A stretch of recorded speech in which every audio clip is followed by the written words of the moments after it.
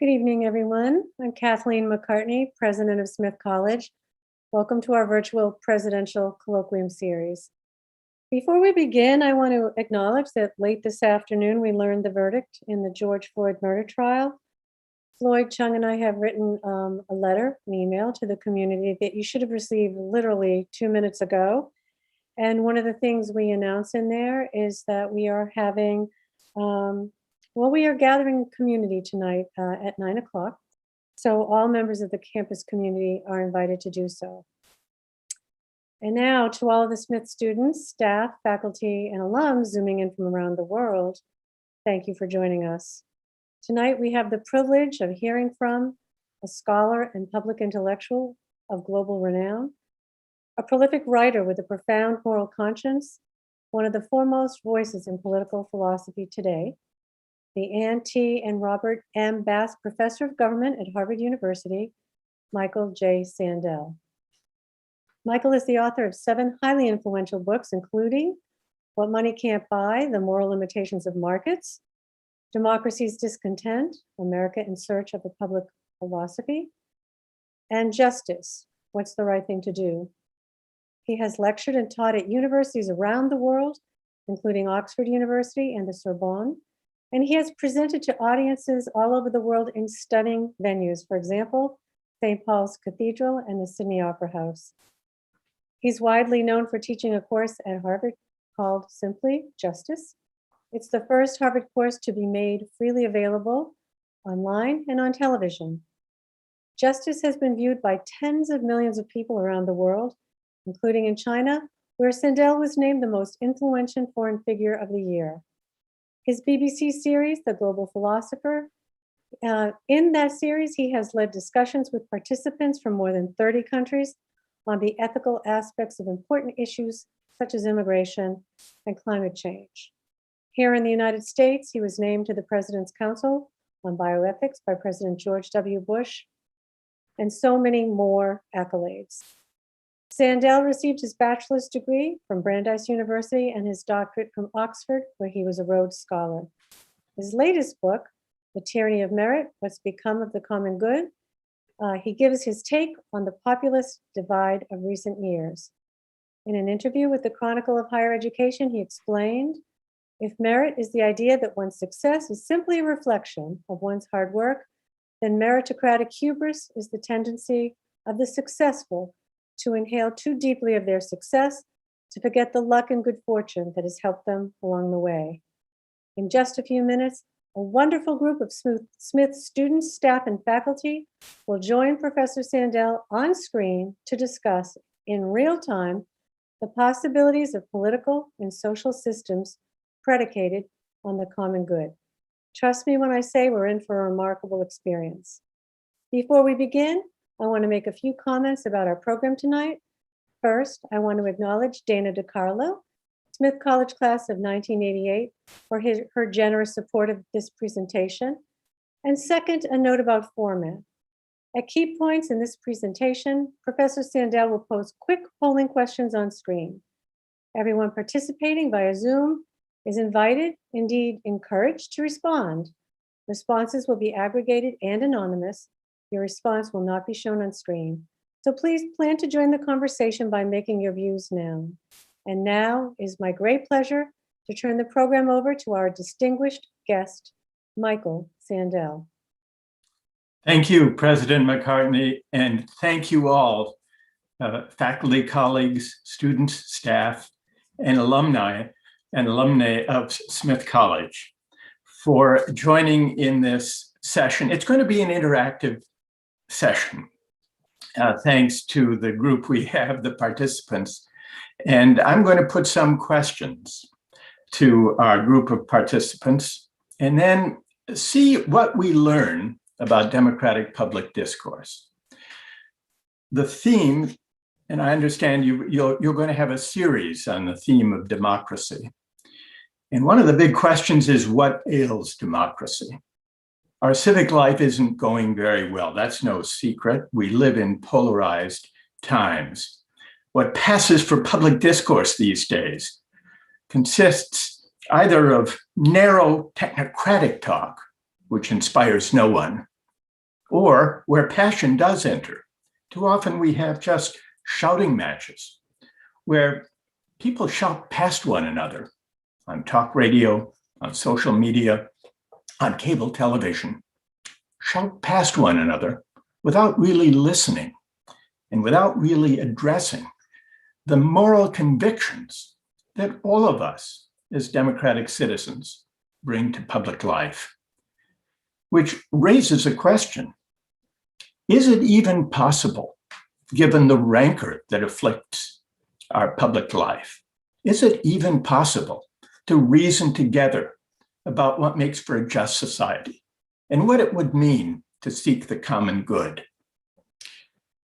I would like to explore these questions with you, and in particular with our group of panelists, by posing a couple of questions about one of the fundamental questions of justice that every society faces.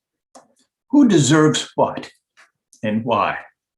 How should the good things in life, income and wealth, opportunity, power, honor, how should these be distributed? And in particular, what attitudes toward success should we encourage and cultivate?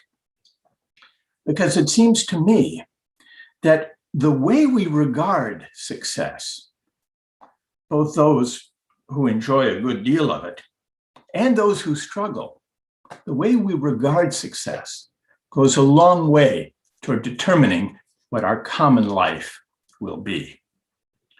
So I would like to begin with a very concrete question for our participants. And the question is this. It has to do with who deserves what, and in particular, pay. I would like to take first a category of very successful people in our society, star athletes. Do you have any idea how much the greatest athletes in popular sports make? Well, the highest paid women sports stars are tennis players. Naomi Osaka, she made $37 million last year. Serena Williams, close behind, at $36 million. And if we turn to NBA basketball, there's LeBron James, who makes roughly $95 million in salary and in endorsements. How much does a high school teacher make? Think back to the best teacher, the most influential teacher you had in high school. Median pay for a high school teacher, about $62,000 in the United States. So here is our first question, the first question I'd like to ask you. Does a star athlete deserve to make more than your best high school teacher? Let's launch the poll and see what people think.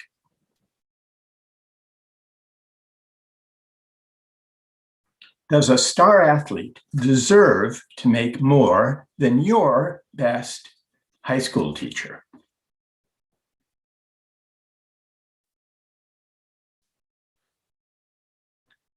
The votes are streaming in, and about over 70% say no, a star athlete does not deserve to make more than your best high school teacher. About 30% say yes. So let's begin with those who voted here. This way you can see what the results were. Let's begin with those who voted yes. Those in the 30% who are prepared to defend a star athlete deserving to make more than a high school teacher. Who will volunteer a reason, someone who voted yes, to begin our discussion? Just click the raise hand function. Yassine, what do you say? Um, First, I would like to say that it's very hard when it's black and white, right? But I think I just chose yes because for me, I don't know if necessarily the 37 million is the issue or is the fact that like people can't really live off of $62,000 if that's really the issue. Because when I think about like if all of our professors and teachers were living in mansions, I really would not have a problem with LeBron James making $97 million every year. Right. Right. So but from the standpoint of deservingness, let's say for the sake of argument, Yassine, that there were a sufficient safety net so that no one was without enough to eat, with decent healthcare, with access to good education. Let's suppose that were the case, Yassine. Then would you say, if we can get Yassine back, then would you say that a great athlete like LeBron James or Naomi Osaka deserves to make the enormous amounts of money they do? That's a really difficult question. I'm going to say I would change based off of the parameters you just gave, I would change it to no. Based off of value in society and how I believe that educators add more value to society than per se people who are entertainers. But at the same time, that is such a loaded question, and I already can feel like the pushback. So you can feel the pushback even as you state your view and as you've revised your view, just as we've begun. Good for you. Thank you for that. All right, we already have someone who, considering the value to society, Yassine has a hard time seeing how the sports star contributes greater value. So now she's not so sure about the matter of dessert. Who hasn't yet changed their mind and would like to defend the idea that truly great sports stars who are accomplished, whom we all love to watch, many of us, who would defend the idea that they do deserve the money they make?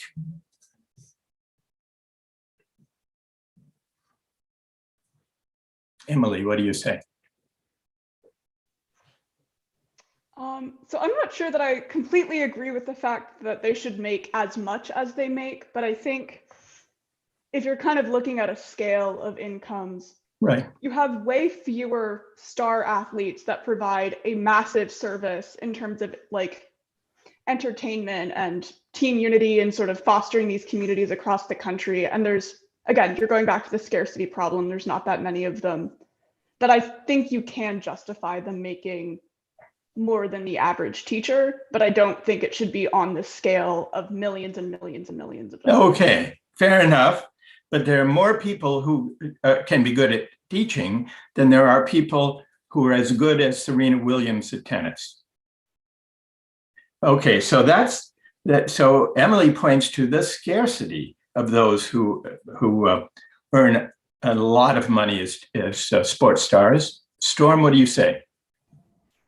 Yes, so I wouldn't say that my answer would be that no, they don't deserve to make as much money, but one important factor that I am now considering is, in a sense, like the scale of influence. So Emily was alluding to this, but if you have an athlete like Serena Williams, the amount of people that she may inform about the sport of tennis or through her work, there are millions of people and millions of lives that she can touch and influence. And I do acknowledge and appreciate that teachers have such an important role in society and do equally important work.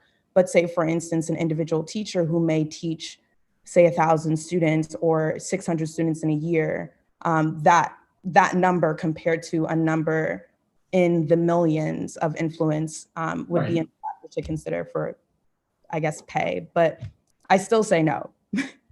Okay, but you are pointing to a possible difference having to do not with the intrinsic value of what they're doing, but the overall impact including possibly an impact for good. Yes, Storm? Now, who voted? We've heard from those who voted yes, but seem to have quite a lot of ambivalence about that position. Who voted no and can give a principled reason why a star athlete does not deserve to make more than a high school teacher? Hannah? Yeah, I think some of this comes down to what other people have alluded to, and the idea of like the true social value of a task someone performs, and how I think market outcomes don't necessarily reflect that intrinsic value. And so I think in the case of like individual people's contributions in terms of their profession, that there is something more intrinsically valuable about like the discursive power of teaching, both in terms of like dismantling systems of oppression, and as well as just like education for its intrinsic value of education. And I don't know if necessarily pro athletes have that. I think they do also have like a very powerful effect and contribution to the social good and like the common good. But I don't know if it's necessarily as significant as what the market would dictate, and as well as like the corporate interests that back the funding of those star athletes are very different than the interests backing like teachers and their payroll. And so, Hannah, it's interesting, you mentioned that the market doesn't capture the labor market and its verdict about who contributes greatest value, misses sometimes what really is the social value of the contribution to various jobs, and in particular, the contribution to the common good. Now, Hannah, why does the market get it wrong? If you're right, why does it get it wrong? I think in part maybe as I think I don't remember who was mentioning this, but I think in part because the market does operate under a scarcity model, which I think is somewhat prioritizes this methodology of like consumption rather than like the distribution of goods for the public's like enjoyment and consumption of them, but rather for like this free market ideology to some degree. Right. Particularly in America. No, that's very powerful. And I want to hear someone who disagrees with Hannah. But first, while people are thinking about reply, Hannah, one more question, if that's okay. If you think that the market doesn't capture the social value of people's contributions to society, what system of pay do you think would be better? Do you think teachers and Serena Williams should be paid the same as your high school social studies or English teacher? I think there's definitely a lot of different solutions, particularly given different like economic models that you could operate with under, but given like in America, there's different ways you could maybe like eliminate different taxes and tax things different amounts, like different contributions, different amounts. So that way people might be able to have a broader like pay and then universalize the baseline income. So that way people have like baseline needs covered, and then everything else is still like maybe more rewarded. Whereas like a pro athlete wouldn't have to worry about housing insecurity and basic things like that in the same way that teachers oftentimes do, or other like more marginalized jobs, or less jobs that have even like less like respect given to them. Right. And okay, so that's a strong and clear position that Hannah has offered. The market gets it wrong, and we should not abide by the judgments of value reflected in the pay that markets generate. Is there anyone who disagrees with Hannah, particularly those among you? I'm still waiting for a principled argument in favor of the market outcome. Remember, 30% of you voted that way, unless you've all changed your minds. Who has a reply? Who disagrees with Hannah and would like to reply? Anybody?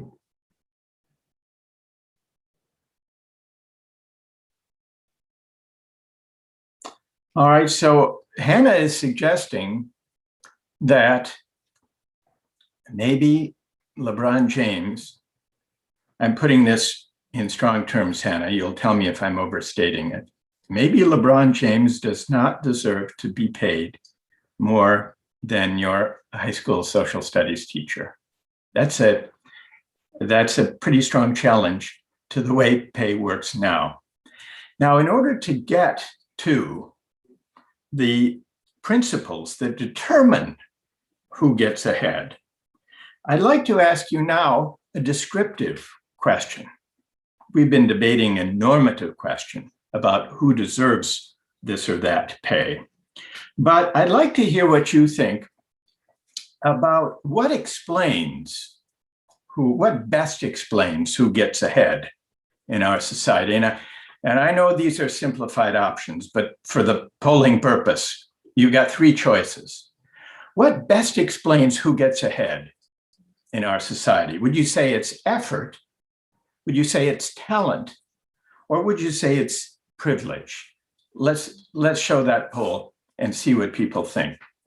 Which of the following, can we display the poll, please? Which of the following best explains who gets ahead in our society? Effort, talent, or privilege? What do you think?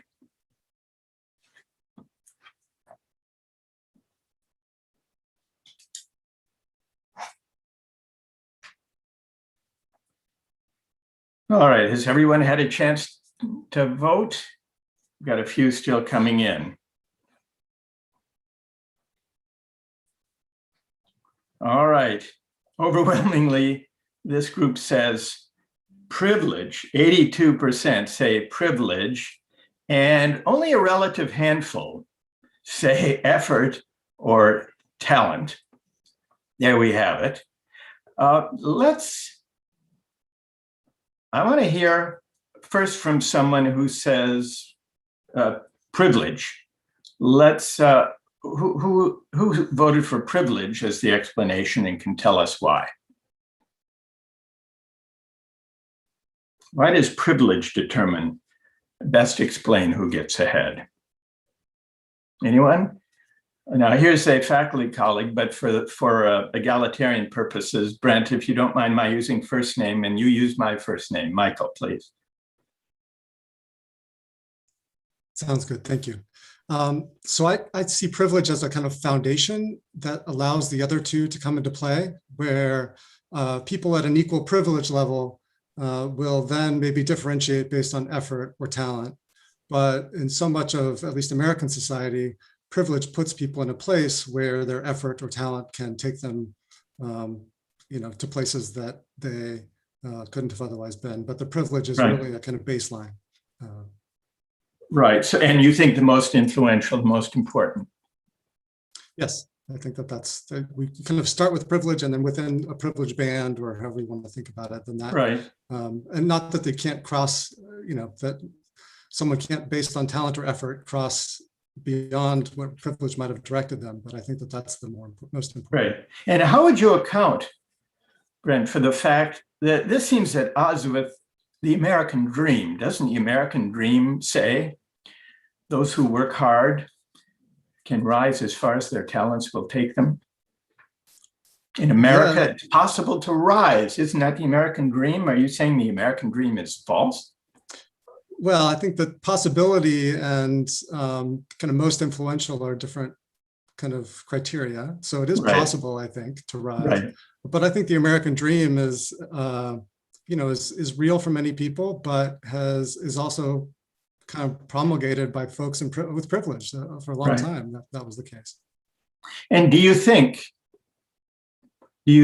well, this I suppose I should ask the full group, but while I have you, if one day, if we could address unequal opportunities, and if we could remove barriers, all unfair barriers to achievement, and if we could somehow bring about a society where we eliminated unfair privileges, then do you think we would have a fair society? That be a just society? It's kind of hard to imagine. But I think that would be certainly a step in the right direction. And I think but I don't think it requires eliminating all privilege. I think it's more of kind of raising the floor for those who don't have privilege. So Uh-huh. there's a kind of to create more equality of opportunity, at least. Right. Okay. Thank you for that. Now, there were a handful of people who said that effort and talent explain who gets ahead. Is there someone who voted for effort or talent who will speak up and tell us why? And I realize that the group who voted is larger than the group of people here in the participant group. So some of those who voted for effort or talent may be on the webinar portion. Miata, faculty member. Yeah, I actually voted for talent, and I found it a little hard to make the choice, but I think that for me, the category of privilege is fuzzier than the category of talent and effort. Effort and talent seem a little easier to identify for me. So if I was going to make an explanation, I certainly believe there are structures of privilege and hierarchy and all that, but it just seemed to me that depending on how you scale it, that it's more concrete for me to talk about talent. And I guess that's because I sort of also value, some agency-based explanations. The other thing about it is also the idea of ahead. Like, what do you mean by getting ahead, right? So if it means sort of up in the hierarchy, that's something different. But if it means so more money, if we stick with money as the criterion for getting ahead, I may change my answer. But if it's something like happiness, so I will stick with. Yeah, fair enough. That's a great point. And it's interesting, and I want to pick up on this. Yeah, you said that you value agency and the idea that we can get ahead, whether in money or in happiness or in some other way, through our own talents and efforts. There is something encouraging about that thought, if only we could bring about a society that made that true. So that's part of what you mean by when you say you value agency. Yes. Being able to be masters of our destiny rather than victims of circumstance. Well, yes, since you do a very good job posing the question, so I can't give, it's a little of each, but right. Okay. But the reason, but this is very interesting, and it really leads to the last question I'd like to put to the group, which is back to a normative question about the way things ought to be. And so the third question I'd like to ask people's views on is, what should determine who gets ahead? Not what does determine, but what should determine who gets ahead among these same three options? Should it be effort? Should it be talent? Or should it be privilege? So this is really asking you what you think a just society or a good society would be. And let's see if we can launch this third poll and quickly get people's thoughts. Which of the following should determine who gets ahead? How many say effort? How many say talent? And how many say privilege?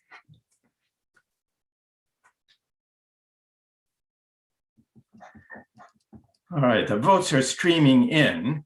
Nobody has voted for privilege, but as between effort and talent, it is about 2-to-1 in favor of effort. Effort, and here you can have a quick look at the results. Most people think effort should determine who gets ahead rather than talent. And the question I'd like to ask is why? Those of you who say effort, what would be your reason, Laura? So when I think about talent, I think about inborn ability. And I think that those are gifts. When, speaking to agency, when we look at it, the only thing that we can control in that sense is our effort. So to that degree, our effort should be rewarded. talents are gifts, Laura, you're suggesting. Effort, that's our own doing. And this connects to the point that Miata just made. If you value human agency, you should want a society where our effort and hard work, which are within our control, determine our fate, not our talents, which are gifts beyond our control, Laura, right? All right, that's really interesting. Floyd, faculty colleague, what do you say? Thank you, Michael. It'll be no surprise to my colleagues for them to know that, and for that everybody knows that I love Carol Dweck's concept of growth mindset, right? That you might have a talent for math or for art or for basketball, but through effort applied through growth mindset and good coaching and the mitigation of effects that would be perhaps oppressing you, right? Through structures we have at college like financial aid and other supports, right? That it should be effort. That if you apply yourself, you can get good at math. You can get better at basketball. You can become an artist. So you think talents are overstated, oversold. You voted for effort. I am a huge fan of effort. Okay, thank you for that. Erin? So I actually also voted for effort, but as I'm thinking about it, I'm thinking about talent and can see an argument for it because I'm a terrible athlete. So let's go back to Serena Williams. Like, I could work as hard, if not harder than Serena Williams at playing tennis, but I pity the people who have to watch me play tennis on TV and get paid lots of money for it. So I think there is an element of talent and an argument for it. And again, these questions are sort of black and white. And so I'm wondering whether there's ways to combine those two things, but I don't think we should throw talent out, even though I also voted for effort. You did. Okay. Well, Erin, you make me think of the case where I think I would probably favor talent more than effort. Suppose if I needed surgery or if a loved one did, I don't think I would want the hardest working person in medical school to do it. I would want the best surgeon, the most talented surgeon. Whether or not that surgeon worked very hard or worked sort of hard, but maybe there was someone else less gifted who worked really hard. I want the best surgeon, which, I mean, you're leaning in the direction of talent, even though you voted for effort. But would you agree with the surgeon? You don't want the hardest working student from medical school who became a surgeon, do you? I mean, I would obviously want to evaluate said surgeon's sort of track record. And, I can imagine that surgeon, through that hard work, learned a lot. And yet, I also think that there is such thing as talent and folks should be rewarded for it. So it's hard for me. I can see both sides of this. Okay, fair enough. Thank you. Adina? Yeah, I think I just wanted maybe a clearer definition then of talent, because I think that now I'm lost, who brought up the definition of talent as like an innate ability you were born with. Laura said it's a gift. Yeah, a gift, or what Floyd Chung said, like the starting point, basically, you begin good at basketball. But I think that everyone who is possibly able to, in Floyd's method, as he was saying, of where we can all improve and work very hard. I think the idea of outcome is not necessarily either aligned with effort or talent. I think that what you were saying about the best surgeon, what you were saying is that it could have been either talent or effort that got in there. I guess that's where I'm struggling. Fair enough. How did you vote? I voted for effort. I voted for effort. Yeah. All right. I'm hoping that someone who voted for talent will make the case for talent. Kayla, what did you go? Did you go for effort or talent? So I actually voted for talent just because when I think about the question with effort, the first thing that came to mind was the idea of everybody getting a gold star or like some kind of medal for just participating. And then also when you brought up kind of the surgeon, which surgeon would you prefer? That also just kind of made me think, well, most people, even though I think it sounds nice to say effort, I think most people would then choose talent in that situation. And I also think, could you make the argument that working hard is a talent and you can get better at working hard and growing rather than like it being an innate ability? Right. Well, your mention, Kayla, if I could just follow up with you for a moment, it makes me think of another athlete, the fastest sprinter in the world, Usain Bolt. Have you heard about him? He wins the gold medal. And he has a training partner, a friend, who's also a great sprinter. And he usually wins the silver. But Usain Bolt has said of his friend, he trains harder than I do. He works harder at it. I happen to be more gifted. Now, what you just now suggested about talent would seem to align with the idea that most of us would say, even though he doesn't work as hard as his training partner, Usain Bolt still deserves the gold medal. We wouldn't give the gold medal, would we, Kayla, to the training partner? This supports your argument just now, I think. Just because the training partner trains harder. Would you agree? I would agree. And I also think it makes me think about like, how do we kind of, I guess maybe I can't think of the word, but like congratulate people, or like when people kind of, when he like wins the Olympics, for example, how do we praise him? Does that mean we should change how we praise people because his partner is just as hardworking? But Usain Bolt just happens to be faster. Right. Well, that's an intriguing suggestion. Praise, that's a form of honor. And we were talking before about money, but we also accord honor and recognition and praise. So if we think Usain Bolt has won the gold, in large part because he is a very gifted runner, though of course he trains hard, but he's gifted, how would our praise shift? This is a fascinating question. Or here's another way of thinking about it, Kayla. What about the praise? I'll bet when you were admitted to Smith College, you got praise. Yeah? Yes, sir. Okay. And what form did that praise take? And what form do you think it should take, following along the line of reflection that you just offered us? So I would say when I got accepted to Smith, people kind of, I think I got some forms of validation about my intelligence or the things that I could do after like graduating from Smith or going through the experience. But I think if we were to kind of shift the forms of praise, I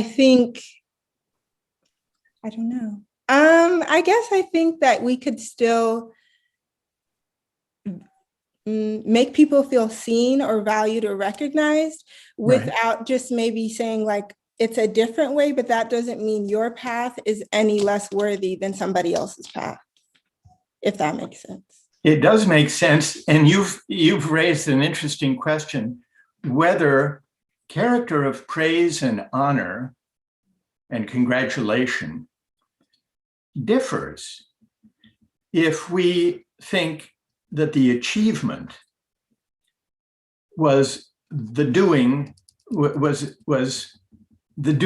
effort, the striving of those who achieved, whether winning a gold medal or winning admission to Smith College.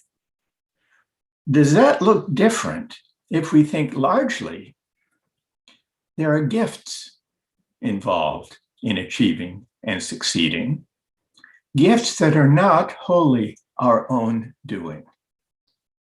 That's the question that your point about congratulation and praise raises. And I wonder if I could use this discussion that we've had, ending in this reflection about honor and praise and congratulation, which goes beyond money and pay, though pay in a market society is a kind of congratulation given the emphasis we place on it. I know that there are others who are waiting, but I want to give us a moment to try to step back and reflect on the discussion that we've had and to relate it to the broad themes with which we began about attitudes towards success. How should we understand success? To what extent is achievement our own doing? And to what extent is it a reflection of gifts and good fortune that exceed our control? So I want to thank the participants on the panel for having illuminated the principles that arise when we discuss who deserves what and why, whether we're talking about income and wealth or honor, recognition, and esteem. And I would like to step back and look at the current state of our democracy and of our civic life, and to suggest that the issues we have been debating just now are issues that we as a society need to think through together. Here's why. I mentioned, and I think few would deny, that we live in a polarized, rancorous time, and that our civic life is not going very well. And I think this has largely to do with the fact that in recent decades, the divide between winners and losers has been deepening, poisoning our politics, setting us apart. I think this has a lot to do with the widening inequalities of recent decades, inequalities of income and wealth unseen since, that we haven't seen since the 1920s. But it's not only that. I think it has also to do with the changing attitudes towards success that have accompanied the widening inequality. Those who've landed on top have come to believe that their success is their own doing, and that they therefore deserve the rewards the market heaps upon them. And by implication, that those left behind must deserve their fate too.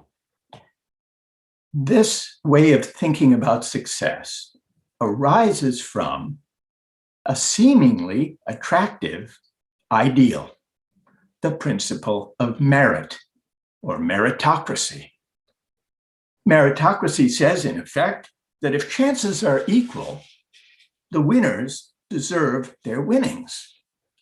And in many ways, meritocracy seems to be a way of allocating the good things in life without regard to the accident of birth, as in aristocratic societies. But meritocracy has a dark side. The dark side is that it's corrosive of the common good. And the reason it's corrosive of the common good is that it encourages the successful to inhale too deeply of their success, to forget the luck and good fortune that helped them on their way, and to forget their indebtedness to those who made their achievements possible. Family, neighborhood, community, country, the times in which we live. Now, when this leads to meritocratic hubris, which is another way of describing it, among the successful, it also leads the successful very often to look down on those less fortunate, less credentialed than themselves. And when elites look down, as it seems to me elites have been doing during the age of market-driven meritocracy that we have been living through, this generates a sense among those who are not lavishly credentialed to be resentful and to be angry, and understandably so. And I think the anger and resentment at being looked down upon by elites has contributed, at least in part, to the populist backlash against elites that we see in this country and in many democracies around the world. Now, higher education has a lot to do with the version of meritocracy that I think has opened up the divide between winners and losers. Because mainstream parties, the center right and center left, have offered an answer to the widening inequalities that places great emphasis on higher education. The argument has been this, and we've heard this from politicians for the last 3 or 4 decades. If you want to compete and win in the global economy, go get a college degree. What you earn will depend on what you learn. You can make it if you try. I call this the rhetoric of rising. It's mainly been an attempt to respond to widening inequalities by offering individual upward mobility through higher education. But there's a problem. Those of us in places like in selective colleges and universities can easily forget that most Americans don't have a 4-year college degree. Nearly 2/3 don't. So it's folly, it seems to me, to create an economy that sets as a necessary condition for dignified work and a decent life a 4-year degree that most people don't have. More than this, the emphasis on addressing inequality and wage stagnation, because for the average worker, wages have been stagnant in real terms for 4 decades. The idea of addressing this inequality by telling working people especially, go get a college degree, then you will fare better. There's an insult implicit in this offer, in this advice. And the implicit insult is this: if you don't have a college degree, and if you're struggling in the new economy, your failure must be your fault. So paradoxically, the meritocratic ideal, which is judging people based and hiring people and admitting students based on their merits, it seems a fair and egalitarian departure from traditional aristocratic hierarchical societies. It's about removing barriers to achievement, and that's important and that's a good thing. But even if we could perfect, this goes back to the question I was putting to Brent, even if we could perfect equality of opportunity, even if we could remove all barriers to achievement, it would still be the case, it might even be more likely to be the case, that the successful would believe their success was their own doing. They will have earned it. And there's something very attractive to this idea, because as Laura pointed out, and also Miata, the idea that I can make it if I try seems to affirm an idea of human agency, that I am the master of my fate, that I am a self-made and self-sufficient human agent. There's something deeply alluring about it. But what I'm suggesting is that if we play out that idea fully, we will see that even a society that somehow achieved perfect equality of opportunity would still have winners and would still have losers, even if we started everyone at the same starting point, which we haven't succeeded yet in doing. And even if we made sure that everyone had the same good running shoes, and access to the same coaching and training and diet. Even then, there would be winners and losers. Who would win the race? The most gifted runners. But, and this came out also in the discussion about Usain Bolt. And Kayla made this point. If Usain Bolt wins a fair race where everyone is brought up to the same starting point, do we really heap praise upon him? Or do we notice and recognize that what enabled Usain Bolt to win the race had something to do with gifts that were not his doing? And if that's the case, how should our attitude towards success be revised? Kayla asked the question, how should the congratulations and the praise be reconsidered? Which is a wonderful way of putting the question.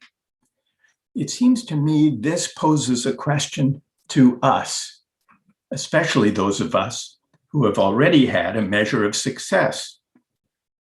Considering, speaking of the students, your admission to a place like Smith College. Somehow, we need to ask the successful to consider and to remember the role of luck in life, the good fortune that helped us on our way, and the element of gift, the element of indebtedness. Because, well, here's why this matters for democracy and civic life and the common good. The more we believe we are self-made and self-sufficient, the harder it is to picture ourselves in other people's shoes. Whereas the more alive we are to the accident and contingency, to the luck in life, the more likely we're to look upon those who struggle in our society and say, there but for the accident of birth, or the grace of God, or the luck of the draw, go I. And once we begin to think that way about our achievements and our success, well, then we're liable to have a certain humility in the face of our success. And humility, now humility is a civic virtue we don't see very much these days. And this, I think, has to do with the attitudes toward success that I was describing, which in turn has to do with the meritocratic way of thinking about our achievements and our success. Humility is a moral sentiment that makes a difference to democracy, that democracy needs now, because it opens us to a politics of the common good.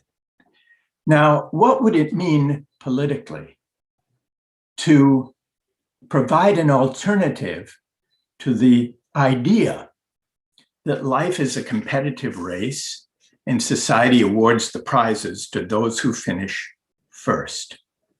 There are two basic approaches. You could say we have to work harder to get everyone up to the same starting point with truly equal chances.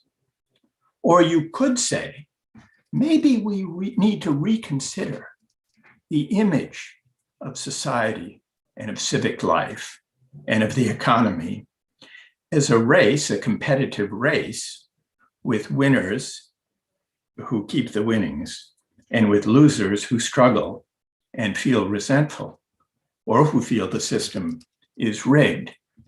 Maybe it's not enough simply to say, and for politicians and political parties to ask, how can we equip people to compete as they scramble up the ladder of success, even as the rungs on the ladder grow further and further apart?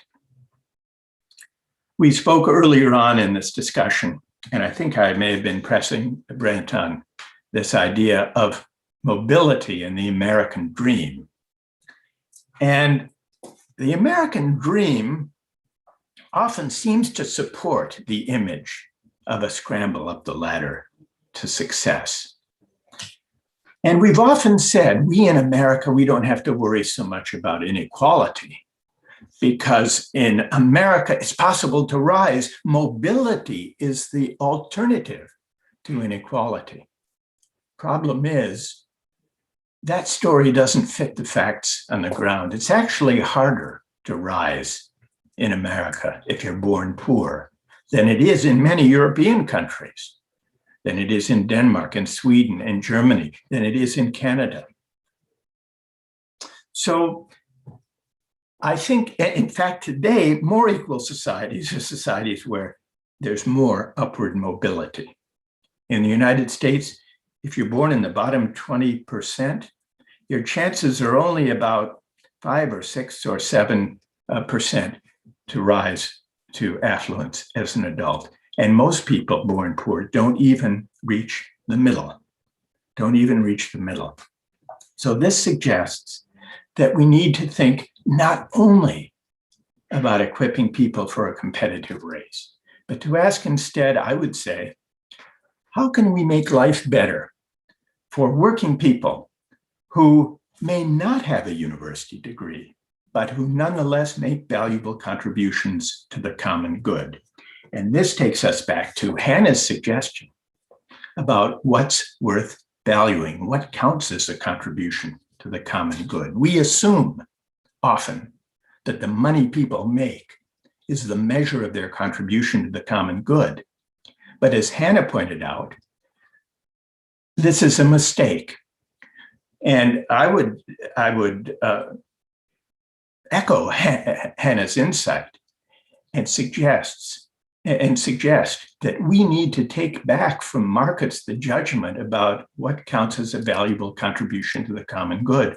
We as democratic citizens need to reflect and deliberate about what social roles really matter most. Maybe our experience during this pandemic can be a starting point. Because during this pandemic, those of us with the luxury of working or studying from home have come to realize how deeply we rely on workers we often overlook.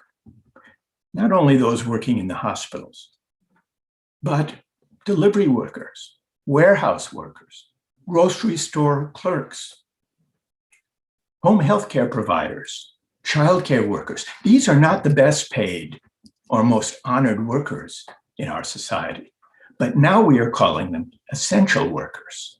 So this could be an opening for a broader political debate about how to bring their pay and recognition into better alignment with the importance of the work they do, which is taking up the challenge that Hannah suggested of reflecting as democratic citizens on what contributions to the common good truly have greatest value without simply uncritically accepting the judgment of the market. Finally, and this goes to attitudes toward our own success, we need perhaps to rethink the congratulations not only that are heaped upon us, but that we, the successful, give ourselves. Insisting that my success is my due makes it hard to see myself, to identify with the challenges and the struggles of others in our society. So we need to recover, I think, a sense of the role of luck in life, of our indebtedness for success, and the humility that can come from it. This way of thinking about success and achievement could be the beginning of the way back from the harsh ethic of success that drives us apart. It could be a way of pointing beyond what I would call the tyranny of merit toward a less rancorous, more generous public life. Thank you very much. Michael, thank you. I know I speak for everyone in attendance when I say it's been a pleasure learning from you, especially in this format. People have been texting me saying, wow, so thank you for that as well. You've given us a lot to think about, especially the need to have a greater focus on the common good. So I thank you for that personally and on behalf of Smith. And finally, Thank you so much. yeah, I mean, I'm just so grateful. and I know others are as well.